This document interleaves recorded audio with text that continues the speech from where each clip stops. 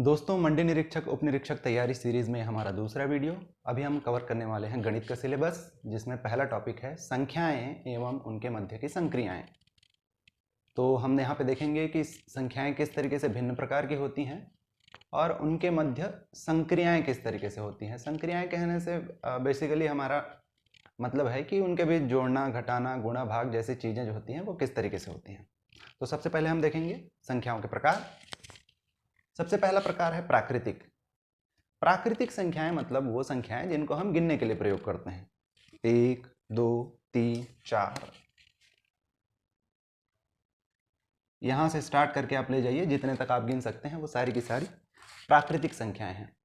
यहाँ पे ध्यान देंगे, प्राकृतिक संख्याओं में शून्य नहीं आता, क्योंकि हम गिनने के लिए प्राकृतिक रूप से शून्य का प्रयोग नहीं करते।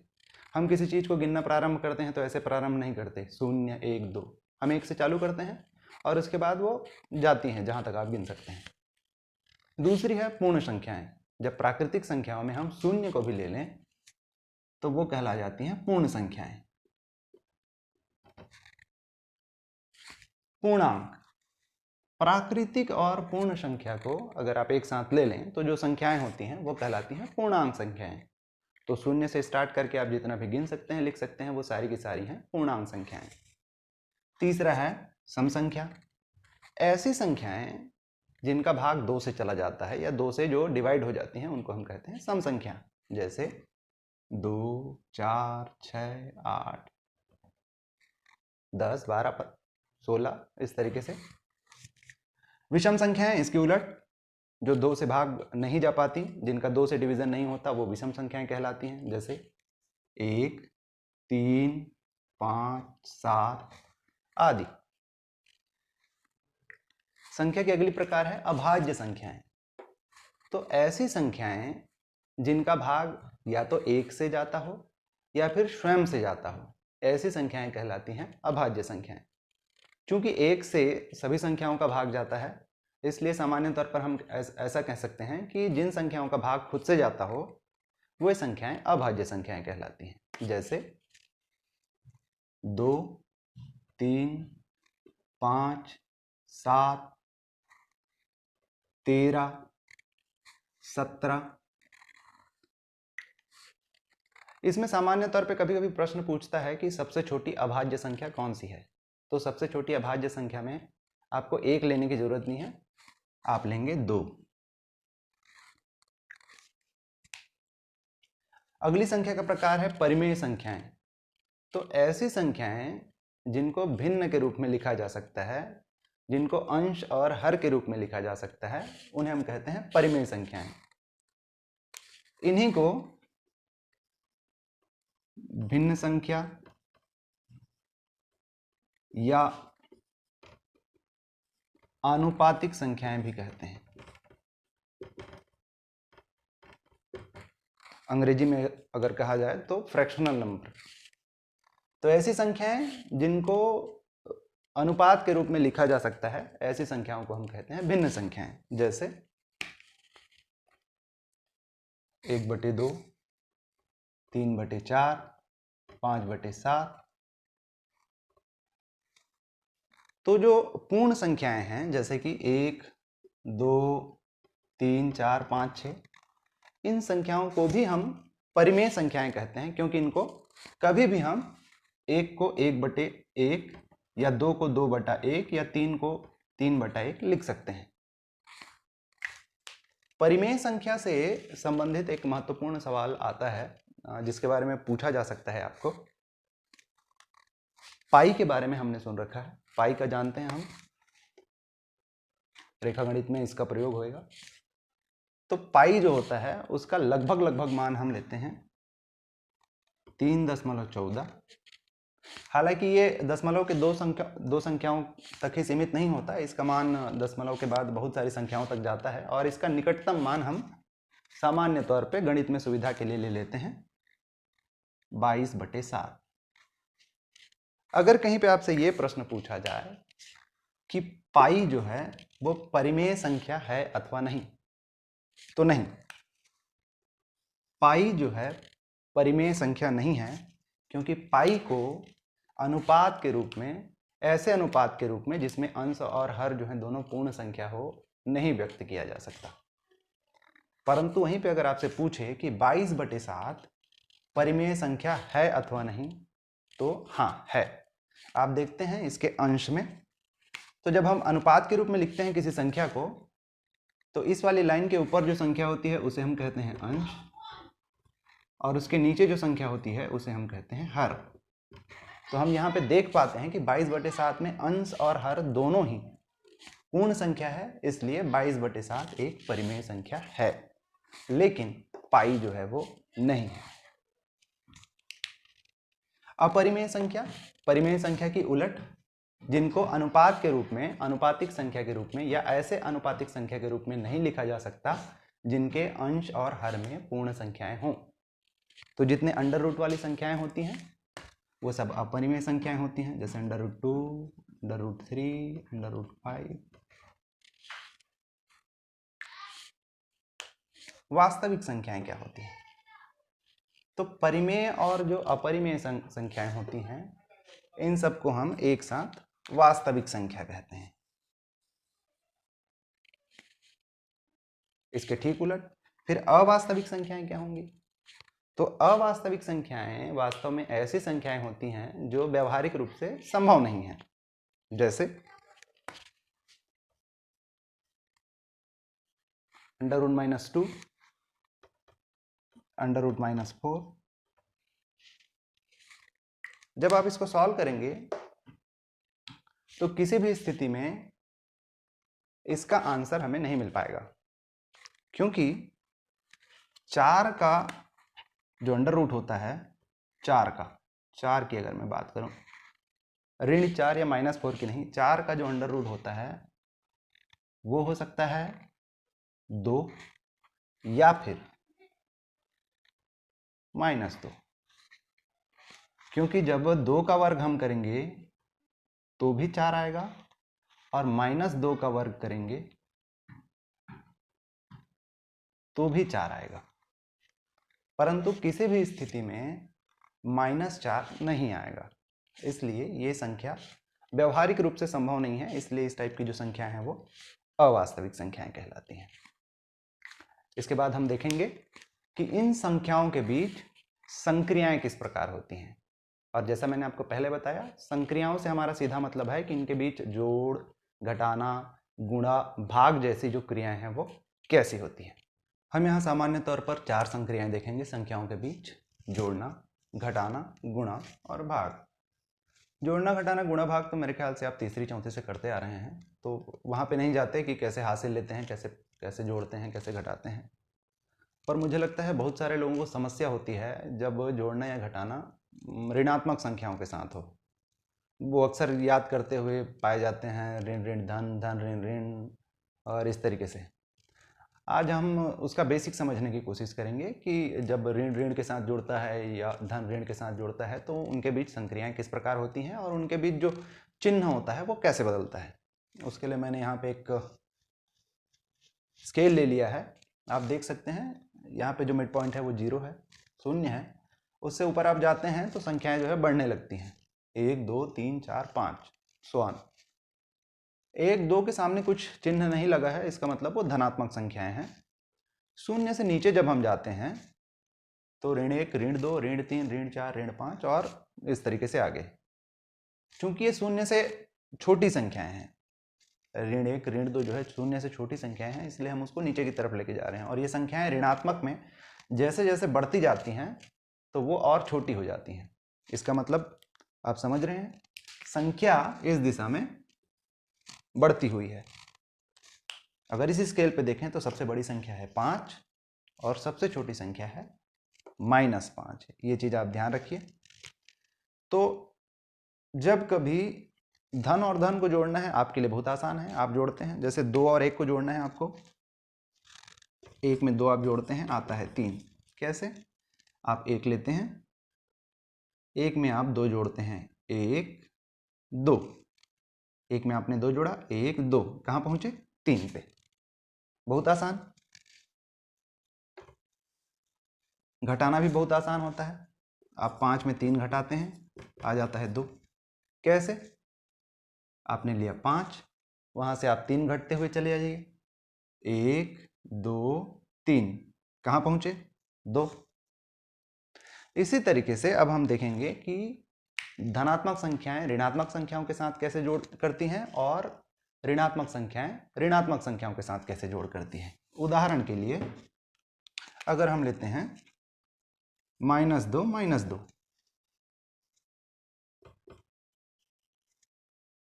हम क्या देखते हैं कि -2 में 2 माइनस हो रहा है, -2 में 2 माइनस हो रहा है।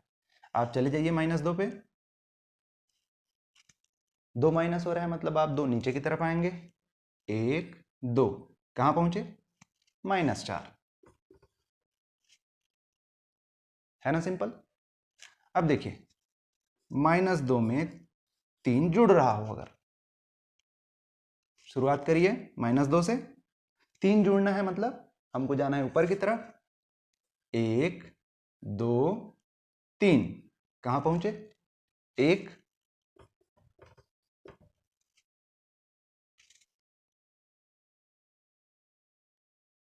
-4 में 2 जुड़ रहा है। चलिए ये है हमारा -4, वहां से 2 ऊपर की तरफ जाइए क्योंकि जोड़ है, 1 2, कहाँ पहुंचे -2 पर। छोटी संख्याओं के साथ आप ये टेबल तो बना सकते हैं, बड़ी संख्याओं के साथ ऐसा करना संभव नहीं है। पर ये स्केल बनाने का मतलब है आपको ये समझाने का कि प्लस और माइनस के बीच संक्रियाएं किस तरीके से होती हैं। तो अब अगर हम इन तीनों जोड़ घटाने को देखें तो हमको क्या समझ में आता है कि जब दोनों संख्याएं ऋण और ऋण हो तो जो संख्याएं होती हैं वो जुड़ जाती हैं, लेकिन उनके आगे जो चिन्ह होता है वो ऋण ही होता है। इसी को आप सीखते रहते हैं, ऋण ऋण धन।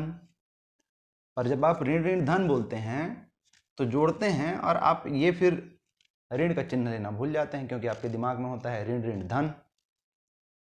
फिर से, तो जब आप ऋण और ऋण वाली संख्याएं आपस में जुड़ती हैं या जब ऋण से ऋण होता है तो वो संख्याएं आपस में जोड़ दी जाती हैं, लेकिन उनका चिन्ह ऋण ही होता है। दूसरे प्रकार का, जब धनात्मक संख्या बड़ी हो और ऋणात्मक संख्या छोटी हो, जब धनात्मक संख्या बड़ी हो और ऋणात्मक संख्या छोटी हो तो धनात्मक संख्या से ऋणात्मक संख्या को घटा दिया जाता है। इसको आप ऐसे भी लिख सकते हैं, एक ही आएगा। 3 के सामने यहाँ पे धन है, इस 3 के सामने कुछ नहीं लिखा हुआ है मतलब यहाँ पे भी धन है। तो इस तरीके से आप कर सकते हैं, ये आपके लिए बहुत सरल है। थोड़ी सी दिक्कत आपको तब आ सकती है जब ऋणात्मक संख्या बड़ी हो। तो जब ऋणात्मक संख्या बड़ी हो और छोटी संख्या धनात्मक में हो, तब बड़ी संख्या से छोटी संख्या को घटा दी जाती है, लेकिन चिन्ह वही लिया जाता है जो बड़ी संख्या का है। अगर एक संख्या ऋणात्मक हो जो कि धनात्मक संख्या से बड़ी हो और दोनों के बीच जोड़ हो रहा हो तो उन्हें घटा दिया जाता है, यानी बड़ी संख्या से छोटी संख्या को घटा दिया जाता है, लेकिन चिन्ह होता है बड़ी संख्या का। तो यहाँ पे बड़ी संख्या 4 है, 4 में से हमने छोटी संख्या को घटा दिया, आया 2, लेकिन चिन्ह हम किसका लेंगे, बड़ी संख्या का। तो ये हुआ -2। जोड़ घटाने के बाद हम आगे बढ़ते हैं गुणा और भाग की ओर। तो सामान्य संख्याओं के साथ गुणा भाग आपने बचपन से किया हुआ है। पुनः हम फिर वही देखेंगे कि गुणा या भाग जब एक तो ब्रैकेट्स में होते हैं तब लोगों को थोड़ी सी दिक्कत जाती है, दूसरा जब गुणा या भाग भिन्न संख्याओं के साथ हो या परिमेय संख्याओं के साथ या फिर फ्रैक्शनल नंबर के साथ हो तब उन्हें थोड़ी सी दिक्कत जाती है। तो पहले हम देख लेते हैं ब्रैकेट्स में जब गुणा भाग वाली बात होती है। सामान्य तौर पे प्रश्न में अगर इस तरीके से आपको कुछ दिया गया हो या इस तरीके से भी अगर आपको कुछ दिया गया हो, आगे कुछ भी, या इस तरीके से आपके दिया हुआ हो, आगे जो भी, तो ब्रैकेट्स के बाहर ये जो संख्याएं होती हैं बिना कोई चिन्ह के, ब्रैकेट से ठीक लगी जो संख्याएं होती हैं बिना कोई चिन्ह के, उनका मतलब होता है वास्तव में वे ब्रैकेट की सारी संख्याओं के साथ गुणा में है। यानी इसको जब आप सॉल्व करने जाएंगे तो दो तरीके से सॉल्व कर सकते हैं। या तो आप सीधे पहले इसको सॉल्व कर लें, अब ये 2 8 के साथ गुणा में है तो ये 16। या दूसरे तरीके से आप इस तरीके से सॉल्व कर सकते हैं कि 2 का गुणा पहले 3 के साथ हो, धन का धन चिन्ह अपने पास रहे, और फिर 2 का गुणा 5 के साथ हो। ये हो जाएगा 6 धन 10 और 16। हमने क्या सीखा? ब्रैकेट के बाहर यदि कोई संख्या बिना चिन्ह के हो, यानी ब्रैकेट के बाहर जो संख्या है उनके बीच कोई भी चिन्ह नहीं हो, तो वो संख्या ब्रैकेट की सारी संख्याओं के साथ गुणा में होती है, उसको उसके साथ गुणा करना होता है। तो जैसे इसको जब हम सॉल्व करेंगे, ये है 2 गुणा 3, ये हो जाएगा 6। उसी तरीके से ये जो 3 है इसका गुणा 1 ऋण 3, ये पूरे के साथ है। इसी को अगर आप सॉल्व करना चाहें, अगर इसी पोर्शन को अगर आप सॉल्व करना चाहें तो ये इस तरीके से हो सकता है। 1 में से 3 घटाएंगे आ जाएगा ऋण 2, अभी हमने पढ़ा, और ये हो जाएगा ऋण 6।